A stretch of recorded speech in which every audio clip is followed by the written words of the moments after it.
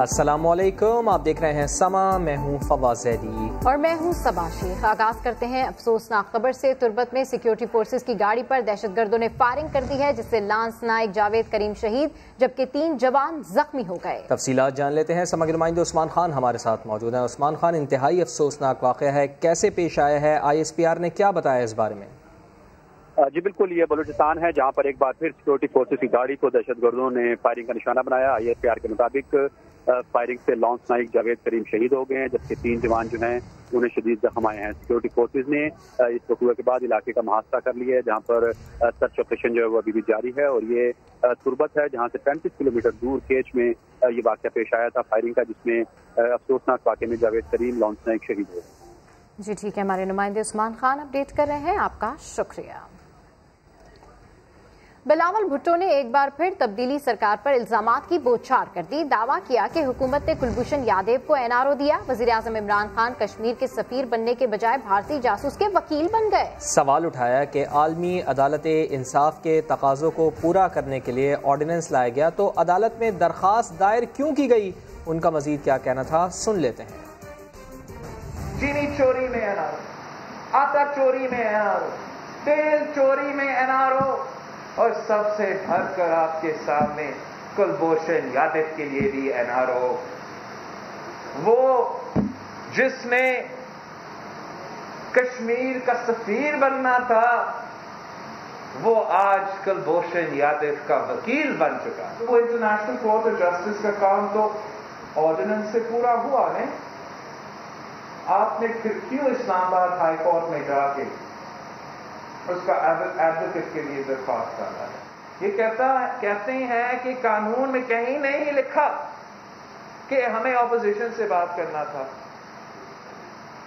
جی بالکل، قانون میں کہیں نہیں لکھا ہے کہ اپوزیشن سے بات کرنا تھا۔ اگر آپ نے اپوزیشن سے بات نہیں کرنا تھا تو اپوزیشن کے بغیر پاس کر کے دکھائے۔ وزیر اطلاعات پنجاب نے کلبھوشن کے معاملے پر پیپلز پارٹی اور نون لیگ کو جواب دے دیا۔ فیاض الحسن چوہان کا کہنا ہے کہ کلبھوشن کو NRO نہیں، عالمی عدالت انصاف کے کہنے پر کونسلر رسائی دی۔ نواز شریف مودی کو خوش کرنے کے لیے کلبھوشن کیس عالمی عدالت میں لے گئے۔ فضل الرحمان کے بھائی کی کراچی میں بطور DC تعیناتی پر تنقید، وہ لاہور میں میڈیا سے گفتگو کر رہے تھے۔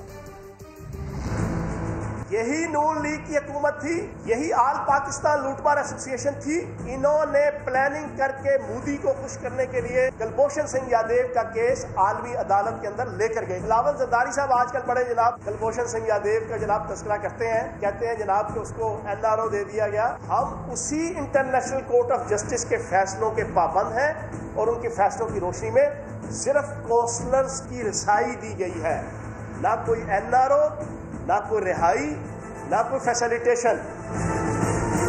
مولانا فضل الرحمان صاحب 73 کے آئین کے تناظر میں 74 قسم کی کرپشن کی 2 نمبری کی عقل و پروری کے رستے مساق جمہوریت کے لیے جو بھاگ دوڑ تھی APC تھی وہ سمر آور ہو گئی، اور ان کا بھائی ضیاء الرحمان صاحب ڈپٹی کمشنر کراچی جو ہے وہ تعینات ہو گئے۔ سپریم کورٹ کا فیصلہ موجود ہے، کسی دوسرے صوبے کے صوبائی کیڈر کے ملازم کو کسی اور صوبے میں جا کے جو ہے وہ تعینات نہیں کیا جائے گا۔ MQM نے مولانا فضل الرحمان کے بھائی بطور DC تعیناتی کا نوٹیفیکیشن واپس لینے کا مطالبہ کر دیا ہے۔ تحریک انصاف نے اسے ڈیل کا نتیجہ قرار دے دیا۔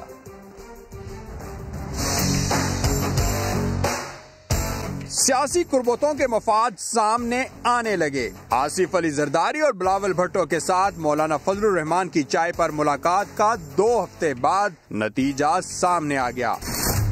ضیاء الرحمان کی سندھ میں ڈیپوٹیشن پر تعیناتی نے سیاسی حریفوں میں ہلچل مچا دی۔ MQM پاکستان کے رہنما کنور نوید جمیل نے وزیر اعلیٰ سندھ کو خط لکھ کر ضیاء الرحمان کی تعیناتی کا نوٹیفیکیشن واپس لینے کا مطالبہ کر دیا۔ سندھ کی اپوزیشن PTI بھی MQM کے ساتھ ہم آواز ہو گئی۔ یہ لوگ ایڈمنسٹریٹر لگیں گے، یہی لوگ ڈیلیمیٹیشن کریں گے، انہی لوگوں کے ذریعے الیکشن میں جعلسازی کرائی جائے گی۔ میں افسوس کے ساتھ کہتا ہوں کہ یہ جو APC تو بعد کی بات ہے، جو دھرنے کے تحفے کے طور پہ، ٹوکن کے طور پہ DC صاحب کو ہمیں تحفہ دے دیا گیا ہے، قابل مذمت ہے۔ سیاسی مخالفین کا کہنا ہے کہ دوسرے صوبے کے افسر کی تعیناتی سے ضلع وسطی کے حالات خراب ہو سکتے ہیں۔ سپریم کورٹ نے 2013 میں کسی صوبے کے افسر کو دوسرے صوبے میں تعینات کرنے پر پابندی عائد کی تھی۔ 25 जुलाई 2018 जब तहरीक इंसाफ ने पहली बार इंतखाबात जीते और हुकूमत बनाई। आज तब्दीली सरकार का ये सफर 2 साल मुकम्मल कर चुका है। असद उमर ने पैगाम दिया कि तेज हो, जद्दोजहद तेज हो। ट्विटर पर अवाम की जीत का दिन और दीगर इलेक्शन टैग्स टॉप ट्रेंड्स हैं। 22 साल की सियासी जद्दोजहद के बाद 25 जुलाई 2018 को पाकिस्तान के अवाम ने पहली बार तहरीक इंसाफ पाकिस्तान को मुल्क गिर सतह पर अक्सरियत से चुना और फिर तब्दीली सरकार का सफर शुरू हुआ। ये सफर बहुत सी तब्दीलियों से गुजर कर आज 2 साल मुकम्मल कर रहा है। इस मौके पर मुआविन खुसूसी शहबाज गिल कहते हैं कि आज अवाम की जीत का दिन है, कप्तान की जीत और स्टेटस को की हार का दिन है। अल्लाह करीम से दुआ करें कि वो कप्तान को हिम्मत, सेहत और लंबी जिंदगी दे ताकि पाकिस्तान में गरीब की तरक्की और खुशहाली हो। वफाकी वजीर असद उमर ने ट्वीट पैगाम में कहा कि इंशाअल्लाह नए पाकिस्तान का ये सफर न सिर्फ जारी रहेगा बल्कि मजीद तेज होगा। इसी अज़्म से काम करना है। तेज हो, जद्दोजहद तेज हो। जीत हुई अवाम की और अवाम की जीत का दिन। जहां आज ट्विटर ट्रेंड्स हैं, वहीं मुखालिफिन के ट्रेंड्स 25 जुलाई सिलेक्शन डे और इलेक्शन चोरी के 2 साल भी सरे फहरिस्त हैं।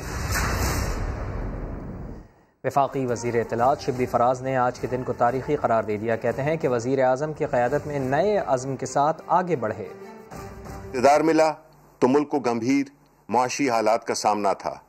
मुल्क कर्जों के दलदल में फंसा हुआ था, लेकिन हम वज़ीर आज़म इमरान खान की क़यादत में नए अज़्म के साथ इस्लाहात की जानिब बढ़े। कोरोना जैसी आलमी वबा से न सिर्फ हम न बुर्दाज़मा हुए बल्कि मईशत, सेहत दोनों को अहमियत दी ताकि लोगों के कारोबार और रोजगार चलते रहें। मसला कश्मीर को बैन अल-अक़वामी सतह पर भरपूर अंदाज में उजागर करना, सी पैक की रफ्तार तेज करना, डैम्स की तामीर और कम आमदन वाले अफराद के लिए काबिल इस्तिताअत हाउसिंग मंसूबे तरक्की के सफ़र का आगाज़ हैं।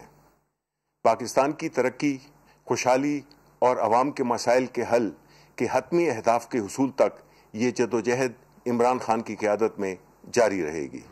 रुक करेंगे इस्लामाबाद का, जहां पर इस वक्त मुराद सईद मीडिया को ब्रीफिंग दे रहे हैं। जा रहे तो ईद उल अज़हा के मौका पर मैं सबसे गुजारिश करता हूं कि जिस तरह NCOC में बेहतरीन काम हुआ, तो जो SUPs जारी किए गए हैं इस ईद पर भी आपने उनके ऊपर अमल दरामद करना है, ताकि जिस तरह हमने पूरी दुनिया इस वक्त मिसाल दे रही है कि जो बेहतरीन इकानमी थी, बेहतरीन हेल्थ निज़ाम था, वो किस तरह इसके सामने बेबस दिखाई दिया और हम सब ने मिलकर किस तरह इसका मुकाबला किया, तो इस SOPs पे हमने अमल करना है। अब ज़रा आते हैं, कुछ देर पहले एक प्रेस कॉन्फ्रेंस हुई और आगाज में ही उन्होंने सिलेक्शन की बात की। अब ये बात कौन कर रहा था, मैं भी आपको दिखाऊंगा कि किस तरह मौसूफ ने एक पर्ची को बुनियाद बनाकर अपनी सियासत का आगाज किया। अब जिसकी सियासत का आगाज पर्ची से हुआ हो वो जमहूरियत को क्या जाने, और चूंकि उनकी तालीम भी पाकिस्तान से बाहर है, क्योंकि कौम के पैसे पे अगर सही मानों में एहतिसाब हो, मैं हमेशा कहता हूं, तो ऑक्सफोर्ड की फीस भी वापस अदा करना पड़ेगी। तो अगर सही मानों में एहतिसाब इस मुल्क के अंदर हो तो आप देख लेंगे कि उनको अपनी फीस भी वापस अदा करना पड़ेगी। लेकिन इससे एक और नुकसान भी हो रहा है कि उनको पाकिस्तान की तारीख का इल्म ही नहीं है। मैं चंद हक़ाइक़ आपके सामने रखूंगा। सबसे पहले आपको याद होगा कि पीपल्स पार्टी जिसकी बुनियाद जुल्फ़िकार अली भुट्टो ने रखी थी, ये तो खैर भुट्टो की पार्टी रही नहीं, ये तो जरदारी ने और फर्जंदी जरदारी ने एक मखसूस इलाके की जुमात इसको बना के रख दिया है। लेकिन उनकी सियासत का आगाज कैसे हुआ था, आपको याद होगा सिकंदर मिर्जा को लिखे गए खत का और किस तरह वो तारीफें हुई थी। इनको तारीख का इल्म नहीं है। मैं वो खत पढ़ के सुनाने की बजाय मीडिया के ऊपर छोड़ देता हूं कि जब इनकी प्रेस कॉन्फ्रेंस दिखाई जाए तो उस वक्त गुजारिश ही कर सकता हूं कि अगर उस खत का भी कौम को पता चले कि किस अंदाज से तारीफें हो रही है, कौन किसको डैडी कहता था। और मैं कहूंगा कि ये आपकी स्क्रीन के सामने अगर आप कैमरे उधर कर दे तो अयूब खान और भुट्टो की, आप अगर प्लीज उधर बैठ जाइए, तो अयूब खान और भुट्टो की, और जब भुट्टो हल्फ ले रहा था अयूब खान से, तो सिलेक्शन का अगर वो मंजर भी आप दिखा दे। फिर उसके बाद दूसरी जुमात बनी اور وہ کس طرح بنی؟ وہ کسی کو ایکٹر بنانا تھا، رنگیلا کے پاس بھیجا تھا، انہوں نے کہا کہ یہ ایکٹنگ نہیں کر سکتا. پھر سوچا کرکٹر بن جائے گا، جم خانہ بھیج دیا، لیکن وہ اپنے ساتھ امپائر لے کے جاتا تھا تو کھیل لیتا، امپائر اپنا نہ ہوتا تو پھر نہیں کھیل پاتا. لہذا ایکٹنگ میں بھی ناکام، اس کے ساتھ ساتھ کرکٹر بننے میں بھی ناکام. اور پھر اس کے بعد جنرل ضیاء الحق، جنرل جیلانی، آپ کو پوری کہانی پتہ ہے کہ کس طرح ان کی کوکھ سے اس کی سیاست نے جنم لیا. اگر آپ اسکرین پہ دکھائیں نواز شریف اور جنرل ضیاء الحق کی یہ جس طرح ادب سے نواز شریف کھڑے ہیں، لیکن صرف یہ نہیں ہوا، یہ تو ماضی کی بات ہے. IJI بنتی ہے، کس طرح ان کو مین اسٹریم پالیٹکس میں لے کے آتے ہیں. اور پھر اس کے بعد میں 1 مہینے پہلے کا ایک کلپ آپ کو دکھاؤں گا کہ آج بھی ان کے چھوٹے میاں کو اس کی پڑی ہے، سلیکٹر ڈھونڈ رہا ہے، شارٹ کٹ ڈھونڈ رہا ہے، چور دروازہ ڈھونڈ رہا ہے. ذرا وہ منظر بھی دکھائیے کہ کیا کہا شہباز شریف نے اور شہباز شریف کے حوالے سے کیا بات ہوئی.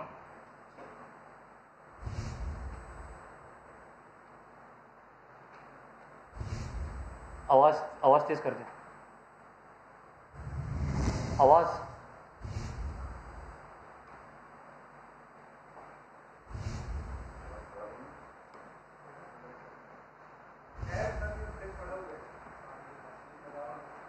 جی، میں قوم کو دکھانا چاہتا تھا، سنانا چاہتا تھا کہ یہ پورا قوم دیکھ لیتی کہ آپ نے دیکھا کہ کس طرح پرچی پہ ان کے سیاست کا اپنا آغاز ہوا، کس طرح کون کس کو ڈیڈی کہہ کے اپنی سیاست کا آغاز کرتے، پہلے کابینہ میں آتے اور پھر اس کے بعد دوسری طرف.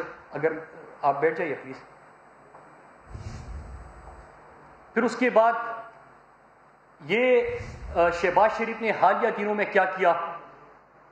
پھر اس کے بعد دوسرا میں آپ کے جو باتیں ہوئی اس کی طرف آؤں گا. فارم پالیسی کے اوپر بڑی بات ہوئی، لیکن اگر آواز نہیں چل رہی تو پھر کوئی فائدہ نہیں ہے.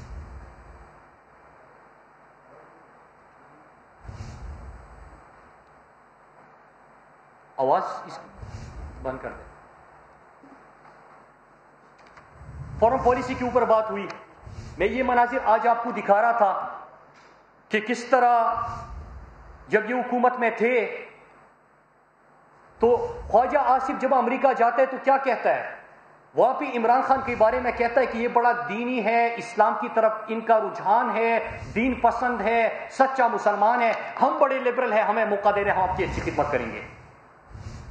اس کے ساتھ جو گیلانی کی حکومت تھی، زرداری کی حکومت تھی، وہ امریکہ جا کے اور امریکن ایمبیسیڈر سے مل کے کہتے ہیں کہ آپ ڈرون حملے کرتے جائے، ہم پارلیمنٹ میں شور مچائیں گے، اس کے اوپر خاموش ہو جائیں گے. یہ تھی ان کی فارم پالیسی. میں چونکہ یہاں پہ ان کا سسٹم کام ہی نہیں کر رہا، میں آپ کو 22 سالہ سٹرگل کی بھی کلپ دکھا رہا تھا کہ کس طرح عمران خان نے 1996 میں پاکستان تحریک انصاف کی بنیاد رکھی. 2002 کے الیکشن میں 1 سیٹ ملی. لوگوں نے کہا کہ سیاست میں کامیاب نہیں ہو سکتا. ان کو وزارت عظمیٰ کی آفر ہوئی، وہ ٹکرا دی. جب کرکٹ کھیل رہے تھے وزیر بننے کی آفر ہوئی، وہ ٹکرا دی. اور 22 سالہ جدوجہد کے بعد 2013 میں خیبر پختونخوا میں حکومت بنی. بہترین کارکردگی بنیاد پہ 2/3 میجارٹی وہاں پہ حاصل کی اور 2018 میں اللہ کے فضل سے، قوم کی دعاؤں سے اور عوامی مقبولیت کی بنا پہ ملک کے وزیر اعظم بنے. اب پریس کانفرنس میں کچھ اور باتیں یہاں پہ کی گئی، میں ایک ایک کر کے اس کا جواب دیتا ہوں. انہوں نے کہا کشمیر کا سفیر بننا تھا. میں پہلے سوال اور پھر کشمیر کے مقدمے کے اوپر بات کروں گا. راجیو گاندھی جب پاکستان آ رہا تھا تو اس وقت کشمیر کا بورڈ اسلام آباد سے کس نے ہٹایا تھا؟ 80s میں کس کی حکومت تھی؟ بے نظیر کی. جب راجیو گاندھی اسلام آباد آتے ہیں تو اس میں کشمیر کا بورڈ بھی وہ ہٹا دیتے ہیں. کیا خوف تھا، کیا ڈر تھا؟ لیکن عمران خان جب وزیر اعظم بنتے ہیں تو کشمیر کا سفیر بن کے وہ UN میں جاتے اور عالم اسلام کا ترجمان بن کے نکلتے ہیں. آپ نے وہ تاریخ بھی دیکھی کہ 54 سال Kashmir U N security council کے ایجنڈے پہ نہیں آ سکا عمران خان کی وجہ سے. 1 سال کے اندر 2 دفعہ کشمیر کے ایشو کے اوپر بحث ہوتی ہے. کشمیر انٹرنیشنلائز ایشو جو انڈیا کہتا تھا کہ ہمارا اندرونی مسئلہ ہے وہ انٹرنیشنلائز ہو جاتا ہے. پھر اس کے بعد کلبھوشن کے حوالے سے بات کی. میں سوال پوچھتا ہوں کہ آئی سی جے میں کون نے وہ جوریڈکشن جو ہے وہ تسلیم کی؟ ویانا کنونشن کی کس نے بات کی؟ کون شرماتا تھا کلبھوشن کا نام لینے کے لیے؟ کس کا ویڈیو بیان اور کس کی سٹیٹمنٹ کو آئی سی جی میں پاکستان کے خلاف چلایا گیا؟ یہ ہم نہیں ہیں، اپوزیشن میں جو بیٹھے لوگ ہیں. لیکن آج اگر پاکستان کوئی بہتری کے لیے کام کر رہے ہیں اور پارلیمنٹ میں پوری بریفنگ دی گئی تو آپ اس کے اوپر سیاست کرتے ہیں. آپ کو دکھ اس چیز کا ہے کہ آج کشمیر پوری دنیا میں ایک بہت بڑا ایشو بن کے کیوں سامنے آیا؟ آپ کو دکھ اس چیز کا ہے کہ انڈیا اور مودی کی پالیسیز کی وجہ سے کس طرح اس کو بے نقاب کیا گیا. دکھ اس چیز کا ہے کہ آج اسلام کا پاکستان کا کشمیر کا سفیر بن کے اقوام متحدہ میں عمران خان جاتے ہیں تو پوری دنیا ان کی آواز سنتی ہے. اس کے اوپر کوئی بات نہیں. اپنی ہی کرتوتوں کے حوالے سے بات کر رہے ہیں. آئی سی جے میں بیان آپ کا پاکستان کے خلاف چلایا جاتا ہے. آپ ہی وہاں پہ جاتے ہو. کشمیر کا بورڈ راجیو گاندھی کے دورے کے موقع پہ آپ ہٹا دیتے ہو. پھر اس کے بعد انہوں نے ایک اور بات کی.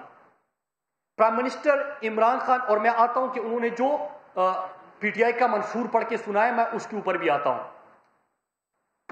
انہوں نے کہا کہ عمران خان نے کہا تھا کہ میں وزیر اعظم ہاؤس میں نہیں رہوں گا. آپ نے بھی سنا ہوگا. انہوں نے کہا کہ تو اس کا میں یہ جواب دے دوں کہ عمران خان وزیر اعظم ہاؤس میں نہیں رہ رہے، بلکہ آج اللہ کا لاکھ لاکھ شکر ہے کہ 2 سال بعد جس پاکستان کی ہم بات کر رہے ہیں وہاں پہ چھوڑ دیجئے بھائی، آج جس پاکستان کی ہم بات کر رہے ہیں وہاں پہ آپ پلیز چھوڑ دیں، پلیز چھوڑ دیں.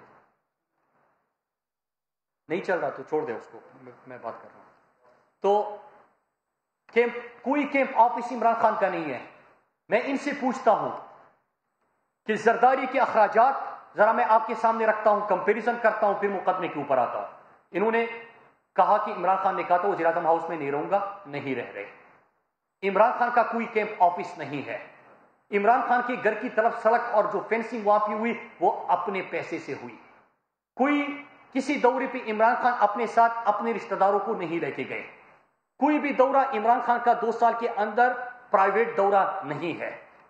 لیکن جو دورے ہوئے اس کا کمپیریزن اور جو ان کے تھے کہ زرداری نے 5 سال کے اندر بیرونی ملک دوروں پہ کتنا پاکستان کا خرچ کیا عوام کے ٹیکس کا پیسے کا 316 کروڑ 41 لاکھ 18,287.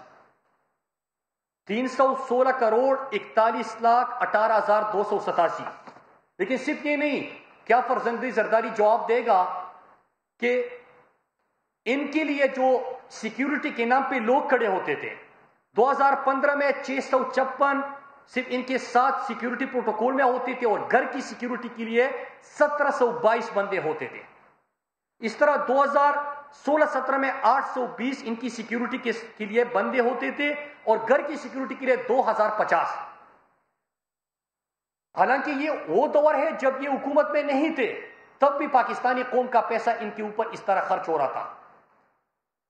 پھر 2 یو این کی وزٹ کی بڑی بات ہوتی ہے. عمران خان نے یو این کا وزٹ 1,62,000 پہ کیا.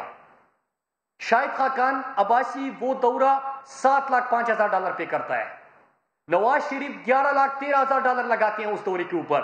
عمران خان آصف علی زرداری 13,09,000 اس دورے کے اوپر لگاتے ہیں جو عمران خان 1,62,000 میں کرتے ہیں. لیکن یہ جاتے ہیں پرچی تھام کے، ڈو مور کا ان سے مطالبہ ہوتا ہے اور پھر یہ وہاں پہ کہتے ہیں کہ آپ ڈرون حملے کرتے جائیں گے، ہم پارلیمنٹ میں شور مچائیں گے اور پھر خاموش ہو جائیں گے. پھر انہوں نے بات کی کشمیر کا یو این جی اے میں اس مرتبہ جو پرائم منسٹر عمران خان نے کشمیر کا مقدمہ لڑا اس سے پوری پاکستانی قوم فخر محسوس کرتی ہے. جس انداز سے انہوں نے انڈیا اور مودی کو بھی نقاب کیا اس پہ پوری پاکستانی قوم فخر محسوس کرتی ہے. لیکن جب آپ کلبھوشن کی بات کریں تو یاد رکھیے گا کہ آئی سی جے میں آپ لے کے گئے, پھر اس کے بعد کلبھوشن کا نام لینے پہ آپ کتراتے تھے. ریمنڈ ڈیوس کو آپ کی دور حکومت میں جب پاکستانیوں کو شہید کیا گیا آپ کی دور حکومت میں چھوڑ دیا گیا. کشمیر کا بورڈ راجیو گاندھی کے دورے کے موقع پر آپ نے ہٹا دیا. اب آتے ہیں دوسرے ایشوز کے اوپر. کہا گیا کہ چینی کے اوپر این آر او, آٹے کے اوپر این آر او. چینی کی جو جے آئی ٹی بنتی ہے رپورٹ آتی ہے, اور اس سے پہلے فیک اکاؤنٹس کی جے آئی ٹی تھی, اس میں ان کے ابو کا ذکر ہے. عمران خان کا کوئی شوگر مل نہیں ہے. اس میں ذکر ہے کہ کس طرح ان کو سبسڈی ملی اور کراچی کا اور سندھ کے لوگوں کا خون چوسا گیا اور پیسے ان کے شوگر ملوں کو ملے گئے. این آر او اس پہ نہیں ملے گا. جے آئی ٹی رپورٹ آئی, فورنسک ہوا, جزا سزا کا عمل شروع ہوا, اور اس میں آپ جتنا بھی شور مچائے آپ کو کوئی بھی معافی نہیں ملے گی. گندم غائب, وہاں پہ گوداموں سے گندم غائب, گندم کی چوریاں, گندم کے معاملے پہ نیب کی ریکوریاں, گندم کے معاملے پہ نیب کی تحقیقات. سندھ سے یہ آوازیں آ رہی ہے. شور مچاؤ گے پھر بھی این آر او نہیں ملے گا. پھر اس کے بعد ذکر کرتے ہیں کرپشن کا. اب سنیے, فرزند زرداری کرپشن کے حوالے سے بات کر رہا تھا. آصف علی زرداری کی جماعت کرپشن کی بات کر رہی ہے. ہمیں یاد ہے 2018 سے 13 تک ہر روز رات کو ایک پروگرام چلتا تھا اور ایک سرخی لگتی تھی عجب کرپشن کی غضب کہانی. ان کی دوری حکومت میں ہر دن کرپشن کا نیا اسکینڈل. انہوں نے تو حج اور عمرے کو بھی نہیں بخشا تھا. پھر اس کے بعد آپ یہ بھی دیکھیے کہ فیک اکاؤنٹس, پاکستانی قوم کی سندھ کی ترقی کا پیسہ, صحت کا, تعلیم کا, پانی کا, بڑے بڑے منصوبوں کا, سڑکوں کا, یہ تمام پیسہ انہوں نے کھایا, فیک اکاؤنٹس میں ڈالا اور اپنے لیے استعمال کیا. سندھ کی ترقی کا پیسہ, جے آئی ٹیز بنی, fake account J I T ہو, T T J I T ہو, ان کے نام بھرے ہوئے ہیں. آڈیٹر جنرل کی رپورٹ اگر آتی ہے ہمارے دور میں پہلے سال کی تو 98% irregularities میں کمی ہوتی ہے.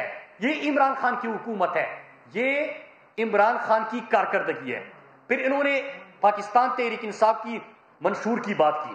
بڑا اچھا ہوتا, 3 نسلوں سے سندھ کے اندر جس کی حکومت سندھ کے اوپر قابض ہے, سندھ کو اپنا جاگیر سمجھتے ہیں, کہ کوئی اپنی پروگریس رپورٹ سامنے لے کے آتے, کوئی یہاں پہ قوم کو بتاتے کہ ہم نے پچھلے 3-4 دہائیوں میں سندھ کے ساتھ کیا کیا. آج بھی وہاں پر بھوک سے لوگ کیوں مرتے ہیں, آج بھی وہاں پہ گوشت کوڑ سب سے زیادہ کیوں ہے, آج بھی وہاں پہ اسپتالوں میں ایمبولینس اور اسٹریچر غائب کیوں ہے, آج بھی وہاں پہ ڈاکٹروں تک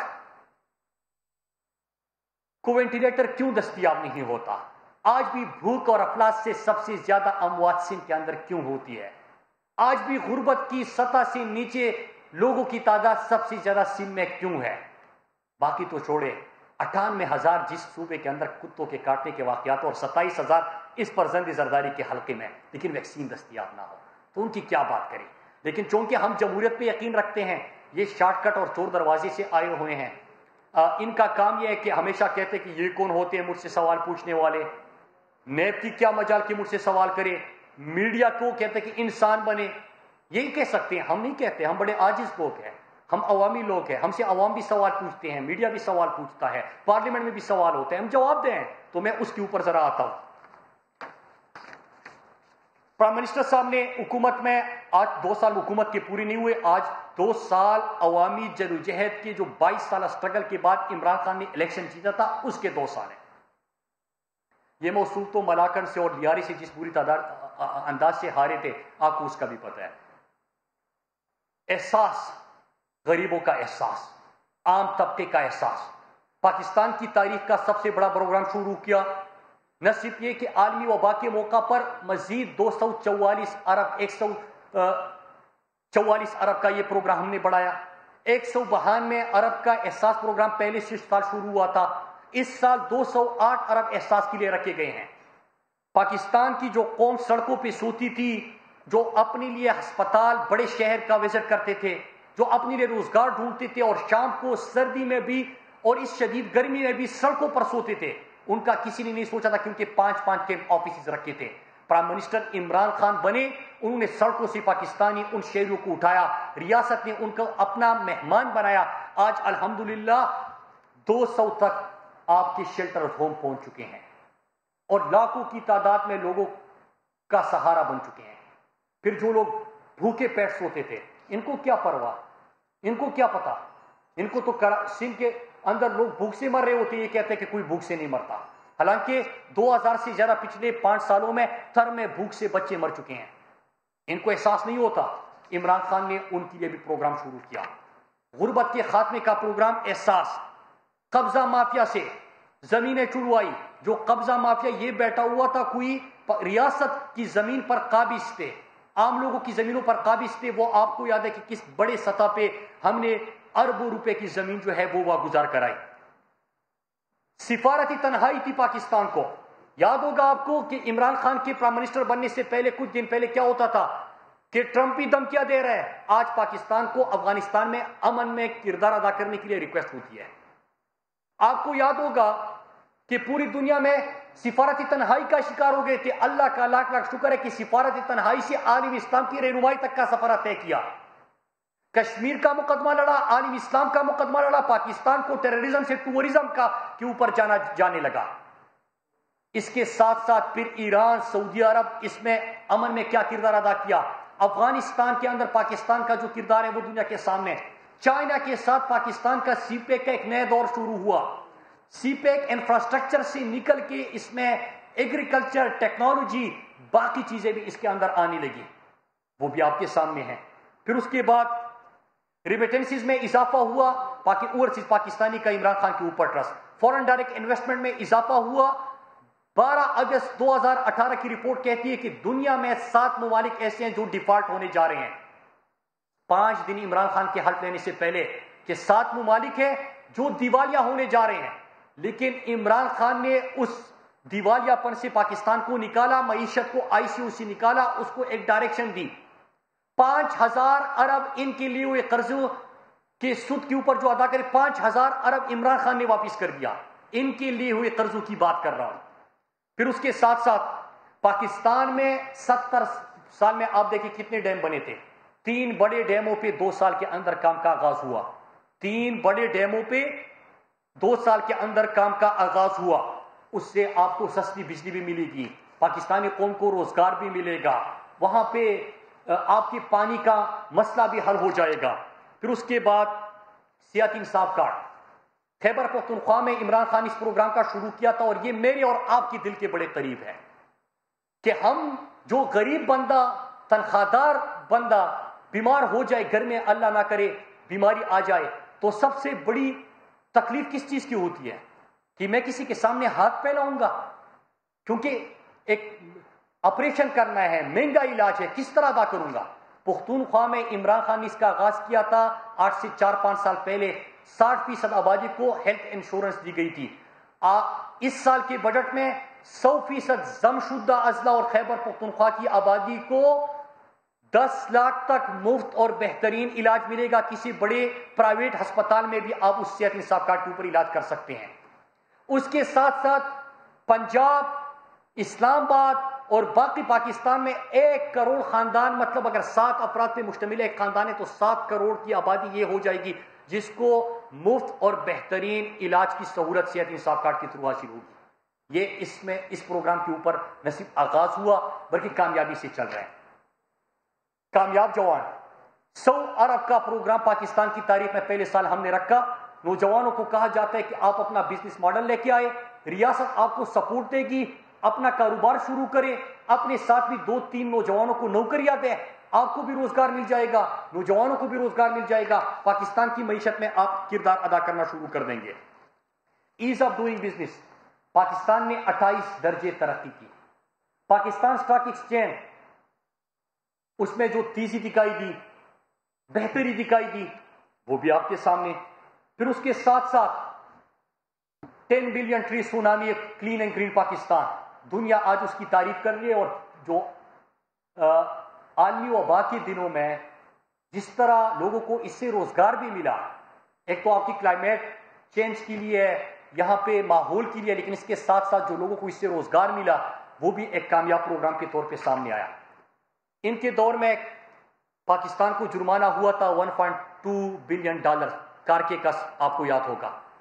عمران خان اور اردگان سے بات کرنے کے بعد پاکستان کو وہ جرمانہ بھی معاف کیا گیا عمران خان کی کوششوں کی وجہ سے، اور وہ $1.2 بلین بھی پاکستان کو ادا نہیں کرنا پڑے گا۔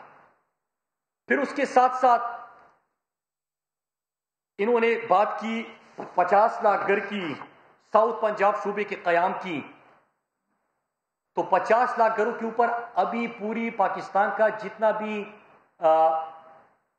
ریل اسٹیٹ سیکٹر ہے، بزنس کمیونٹی ہے، بلکہ پاکستان کا عام طبقہ اور تنخواہ دار طبقہ، وہ اپنے گھر کا سوچ نہیں سکتا تھا۔ جو اس وقت حکومت نے انسینٹیوز دیے، جو پیکج دیا، اس کے تھرو عام بندہ، تنخواہ دار بندہ اپنے گھر کا خواب پورا کر سکتا ہے۔ اس کے اوپر کام شروع ہوا۔ آج سے آپ نے 50 سال پہلے روٹی کپڑا مکان کا وعدہ کیا تھا، 50 سال بعد بھی وہی نعرہ ہے، کسی کو روٹی کپڑا مکان ملا؟ روٹی نہیں ملی، غربت سے، بھوک سے لوگ سندھ کے اندر مر رہے ہیں۔ سر میں سب سے زیادہ اموات ہوتی ہے۔ میں بار بار اس لیے کہتا ہوں کہ شاید ان کو شرم آ جائے، شرم نہیں آتی۔ روٹی کپڑا مکان کا نعرہ وہی 50 سال گزرے، 50 سال میں انہوں نے جواب نہیں دیا قوم کو۔ یہ آ کے لیکچر دیتے ہیں۔ ہمارے 2 سال الیکشن کو ہو گئے، 50 لاکھ گھروں کے اوپر کام شروع ہو گیا، انسینٹیو دے دیا، پیکج دے دیا، تنخواہ دار بندہ اپنا گھر خرید سکے گا۔ 3 لاکھ روپے اس میں حکومت جو ہے وہ آپ کو ادا کرے گی، تو وہ پروگرام سامنے آ گیا۔ پھر اس کے بعد ساؤتھ پنجاب کا ہوا، نعرہ تو آپ لوگوں نے بھی بہت لگایا تھا۔ ساؤتھ پنجاب کی سیکٹریٹ کا کوئی نوٹیفیکیشن آپ نے دیکھا تھا؟ کوئی اس کے اوپر آغاز دیکھا تھا؟ وہاں پہ سیکٹریز کی تعیناتی دیکھی تھی؟ اللہ کا لاکھ لاکھ شکر ہے، یہ وعدہ تکمیل کی جانب ہے، اس کے اوپر بھی ہو گیا۔ تو پاکستان تحریک انصاف نے 2 سال کے اندر، آج الیکشن کو 2 سال ہوئے، اور اب ہم آپ کے سامنے پرفارمنس بھی لے کے آئیں گے۔ بڑی بڑی چیزیں میں پھر ریپیٹ کر لوں۔ فورن ریمیٹنسز آپ کی بڑھ گئی، ڈائریکٹ انویسٹمنٹ آپ کا بڑھ گیا، ایز آف ڈوئنگ بزنس میں 28 درجے ترقی کی، ٹیررزم سے آپ ٹورزم پہ پہچانے جانے لگے، ٹورزم کو آپ نے فروغ دے دی، آپ نے ان کا لیا ہوا قرضہ 5000 ارب واپس کر دیا، آپ نے 1.2 بلین کارکی کا جو تھا پاکستان کے لیے معاف کروایا، 3 بڑے ڈیموں پہ آغاز کر دیا، انفراسٹرکچر کے منصوبے پرانے مکمل کیے، نئے منصوبوں کا آغاز پاکستان کے اندر ہو گیا۔ جو صوبہ سندھ میں بہترین موٹر وے کا قیام کوئی سوچ نہیں سکتا تھا، حیدرآباد سکر کے اوپر ایک نے منظوری دے دی، اس کے اوپر آغاز ہو گیا، آپ اس سال ہو جائے گا۔ بلوچستان کے اندر جو مغربی روٹ تھا اس پہ آغاز نہیں تھا، وہ ہو گیا۔ سی پیک اگلے مرحلے میں داخل ہو گیا، ایگریکلچر کی بہتری کے لیے پروگرام آ گیا۔ تو یہ تمام چیزیں 2 سالوں کی میں بات کر رہا ہوں۔ اب میں تھوڑا سا آخر میں ان سے بھی چند سوال کروں گا اور پھر اپنی گفتگو ختم کروں گا، آپ کے سوال لوں گا۔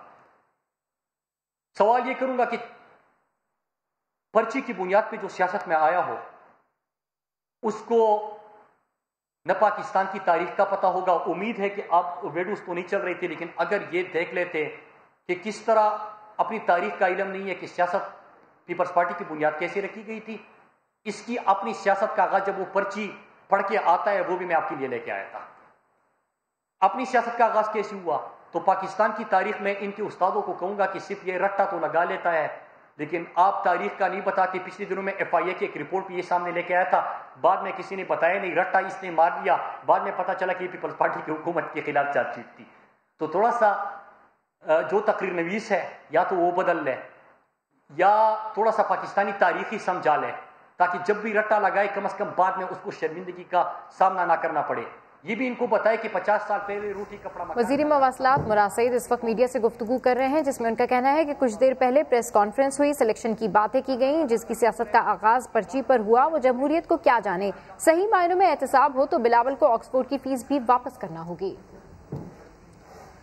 نیب نے کرپشن کیسز کے فیصلوں میں تاخیر کا ذمہ دار حکومت کو قرار دے دیا ہے۔ لاکھڑا پاور پلانٹ بے ضابطگی کیس میں سپریم کورٹ میں جمع کرائے گئے جواب میں چیئرمین نیب نے موقف اپنایا ہے کہ حکومت نئی احتساب عدالتوں کے قیام میں تعاون نہیں کر رہی۔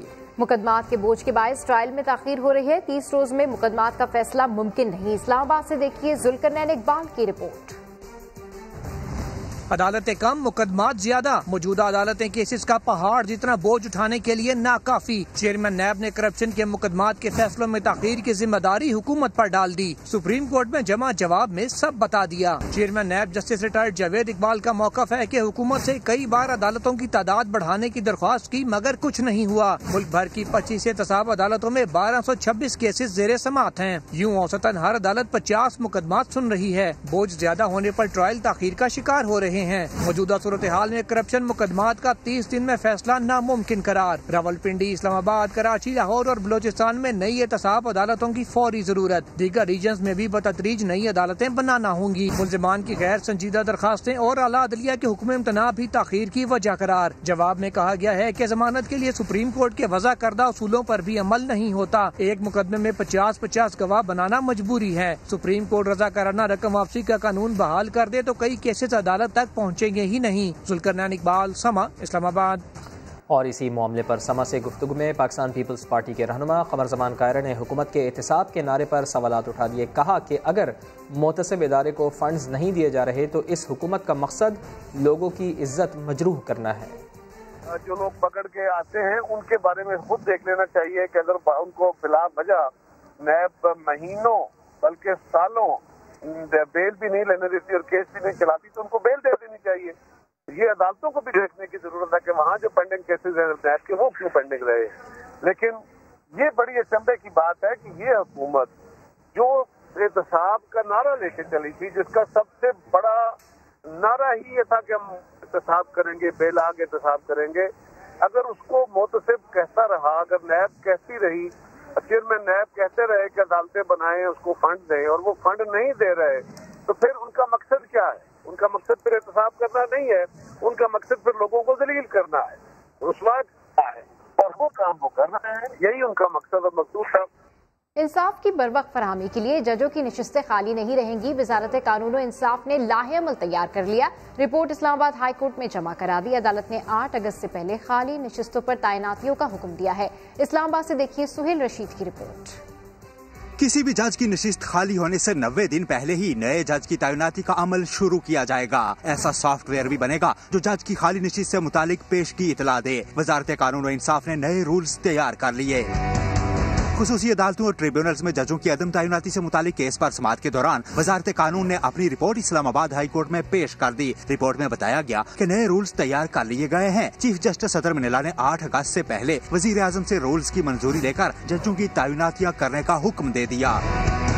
وزارت قانون و انصاف کی رپورٹ میں بتایا گیا کہ اسلام آباد میں بھی خصوصی عدالتوں اور ٹریبیونلز میں ججوں کی 16 نشستیں خالی ہیں۔ اسلام آباد ہائی کورٹ نے تمام نشستوں پر تعیناتیاں کر کے رپورٹ جمع کرانے کا بھی حکم دیا ہے۔ سہیل رشید، سما، اسلام آباد۔ 100 سال سے زائد عمر کے قیدی نے طبی بنیادوں پر رہائی کی درخواست کر دی ہے۔ لاہور ہائی کورٹ نے محکمہ داخلہ کو قانون کے مطابق فیصلہ کرنے کا حکم دے دیا ہے۔ 101 سالہ مہدی خان گجرات جیل میں قید ہیں۔ لاہور سے شاہد حسین کی رپورٹ۔ عمر 100 سال سے زیادہ ہے، صحت بھی ٹھیک نہیں۔ 101 سالہ قیدی مہدی خان نے طبی بنیادوں پر رہا کرنے کی درخواست کر دی۔ لاہور ہائی کورٹ نے محکمہ داخلہ کو جیل مینول رول 146 کے تحت درخواست پر فیصلہ کرنے کا حکم دے دیا۔ جو میڈیکل بورڈ کی رپورٹ ہے وہ خود یہ کہتی ہے کہ یہ ایک ہائی رسک کارڈیاک پیشنٹ ہے with severe limitations of physical activity, کہ یہ فزیکلی اب موو بھی نہیں کر پا رہا۔ آپ کل ہمیں صبح خبر ملی ہے اس کی فیملی سے کہ وہ کھانا بھی نہیں اب کھا رہا۔ مہدی خان پر 2006 میں گجرات میں قتل کا مقدمہ چلا جب مہدی خان کی عمر 86 سال تھی۔ ٹرائل کورٹ کا فیصلہ مہدی خان کے حق میں آیا اور اسے بری کر دیا گیا۔ تاہم مدعی نے فیصلہ لاہور ہائی کورٹ میں چیلنج کیا جہاں مہدی خان کو سزا ہو گئی۔ 2019 میں ہائی کورٹ نے اس کی بریت کا سینٹنس چینج کر کے اس کو لائف سینٹنس دے دیا۔ تو یہ 2019 سے پریزنز میں ہے اور پر اس کی عمر 100 سال کی تھی۔ لاہور ہائی کورٹ کو محکمہ داخلہ کے سیکشن افسر نے یقین دہانی کرائی کہ عدالتی فیصلہ ملنے کے 15 دن کے اندر فیصلہ کر دیں گے۔ عدالت عالیہ نے مہدی خان کی درخواست پر 3 ہفتے میں فیصلہ کر کے رپورٹ عدالت میں پیش کرنے کی ہدایت کی ہے۔ کیمرہ مین لیاقت رشید کے ساتھ شاہد حسین، سما، لاہور۔ پسند کی شادی کرنے کی سزا موت۔ کراچی میں دوہرے قتل کی لرزہ خیز واردات، مقتولہ کی والدہ نے اعتراف جرم کر لیا۔ کہا جنات اتارنے کے لیے بیٹی کو 60 سالہ سلیم کے آستانے لے کر گئی تھی، وہاں سے علاج چل رہا تھا۔ पता नहीं सलीम ने मेरी बेटी के दिमाग में क्या भर दिया। भगाकर शादी करने पर खातून ने अपने बेटों से कहा, जाओ जहां मिले दोनों के टुकड़े कर दो। इसी मामले पर बात करते हैं समा कराची के ब्यूरो चीफ फैसल शकील से। फैसल, बड़ा ही अफसोसनाक वाकया है, पुलिस की तफ्तीश कहां तक पहुंची है और मजीद मुल्जिमान भी गिरफ्तार हुए हैं या नहीं? जी बिल्कुल, इस केस में नाजमाबाद का इलाका है, नाजमाबाद नंबर 1। यहाँ पर जो है वो 60 साला सलीम नामी शख्स है और 28 साला हिना, इनको कत्ल किया गया था गुज़िश्ता शब। और इनको कत्ल करने के बाद पुलिस ने इसकी तफ्तीश की तो पता चला कि इसके कत्ल में जो है वो खातून के जो लड़की मकतूला है उसी के 2 सगे भाई समेत दीगर मुल्जिमान हैं। इस पर पुलिस ने इन दोनों मुल्जिमान को गिरफ्तार कर लिया और इनकी वालदा और वालिद को भी हिरासत में लिया है, जिन्होंने दौरान तफ्तीश बताया है कि ये जो है वो अपनी बेटी को लेके गए थे इनके आस्थाने पर जो मकतूल सलीम है, और वहाँ पर जो है वो जिन उतारने के लिए गए तो वहाँ पर उस पर इस सलीम नामी शख्स ने जो है वो कोई अमल कर लिया जिससे इनकी बेटी जो है वो चली गई इस सलीम के साथ और इन्होंने जो है वो छुपकर शादी कर ली। और आज जो है वो गुज़िश्ता शब जो है वो कत्ल कर दिया। इनकी माँ ने जो है हुक्म दिया था कि इनको कत्ल कर दिया जाए, तो ये बेटे जो 2 मुल्जिमान हैं इनको पुलिस ने गिरफ्तार कर लिया है, जबकि एक और इसके बेटे की तलाश में छापे मारे जा रहे हैं। बिल्कुल फैसल, आप हमारे साथ लाइन पर मौजूद रहिए। इनकी वालदा का क्या कहना है वो आपको सुनवाते हैं। कुछ नहीं हुआ था, बस उसके ऊपर इन्हें जिन छोड़ा था, वो तबीयत खराब होने लगी तो मैं उसको बोलने लगा इधर लाओ। मैंने बोला इसके साथ ऐसे ऐसे मसला हो रहा है, लड़की ऐसी ऐसी आवाज़ें निकाल रही है ऐसे ऐसे, और ये बोलने लगे इधर ले आओ। उधर में ले गई इलाज के लिए रह गई है। और पता नहीं समझ नहीं आती वो लड़की का ऐसा इनने दिमाग बस में करा, हमारी समझ से बाहर है, हमारी खुद समझ में नहीं है। और लड़की को लेके भी घर से ही गया, बेटी को लेके भी घर से ही गया। बाकी जिसके आगे बेटियां होए, पोती पोते होए, बेटियां दमादों वाला होए, वो इतनी घरौनी हरकत करे, उसका यही हाल होना चाहिए जो हमने करा है। फिर मैंने गुस्से में बच्चों से बोला भी जाओ इसका पीछा करो, ये जहाँ मिल जाए इसके टुकड़े कर दो, इसके भी कर दो, अपनी बहन के भी कर दो, वो हमारे किसी काम की नहीं रही लड़की। सलीम और हिना जिस घर में किराए पर रह रहे थे उसका मालिक मकान खुद वाक़े का ऐनी शाहिद है। शहजाद ने बताया है कि कातिल वारदात के बाद फरार हो रहे थे तो उसने पीछा किया, पकड़ने की कोशिश की तो धमकी दी कि कोई रास्ते में आएगा तो उसे भी मार दिया जाएगा। उनकी शक्ल दिखी नहीं लेकिन वो भाग चुके। इनके गर्दन पे कुल्हाड़ी मारते हुए मैंने देखा उन्हें, और उसके बाद वो कहाँ भागे मुझे कुछ पता नहीं चला। ये सर जब मैं उनके पीछे भाग रहा था उन्होंने मुझसे भी बोला पलट के उन्होंने नहीं देखा, लेकिन भागते हुए मुझसे बोला पीछे मत आना, आपसे हमारी कोई दुश्मनी नहीं है, हमारी जिनसे दुश्मनी थी हमने उनका काम तमाम कर दिया, आप पीछे हो जाओ, हम आपको भी मारने में देर नहीं करेंगे, हम 2 मार सकते तो हम 4 भी मार सकते हैं। वो कहते हुए भागे, हेलमेट लगे हुए थे उनके चेहरों पर, चेहरे नजर नहीं। बुलेटिन से फिलहाल इतना ही, एक ब्रेक के बाद हाजिर होंगे हेडलाइंस के साथ। आप देखते रहिए समा।